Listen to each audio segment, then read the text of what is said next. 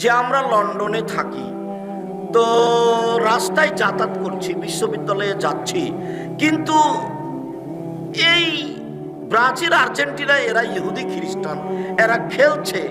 এই দেশের লোক কেউ খেলার কথা জানে, তাদের কর্ম বন্ধ করে তারা খেলা দেখছে, এটা কিছু বোঝা গেল না। অথচ বাংলাদেশের অক্সফোর্ড হচ্ছে, ঢাকা বিশ্ববিদ্যালয়, সেখানে বিশাল ফেস্টন দিয়ে হাজারো লাখো পুরুষ নারী বসে দেখছে, হইচই করছে। তাহলে আসলে ঘটনা উল্টা বলল আলোচনায়, যে ঘটনা হচ্ছে ইহুদি খ্রিস্টান মুসলমানকে পশু প্রাণী মনে করে, তাই বিনোদন দিয়ে রেখেছে, বিনোদন।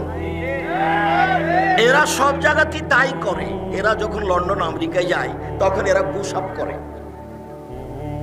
এদের কোনো বড় কাজ নাই। আব্দুল্লাহর বক্তব্যতে আর একটা ছিল যে এই যে পদ্মা সেতু হলো, পদ্মা সেতুতে যারা বড় ইঞ্জিনিয়ার তারা বাহিরের, আর যারা ইট বহন করে তারা দেশের।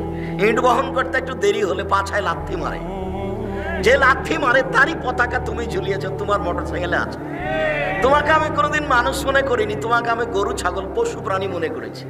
আর এর জন্য তোমার মা আর তোমার বাপই দায়ী। তুমি যাকে মা বলেছ, আমি একে মা বলিনি, আমি বলেছি তোমার এটা খালা। আমি এটা তোমার সৎ মা বলেছি, শতদিন বলেছি।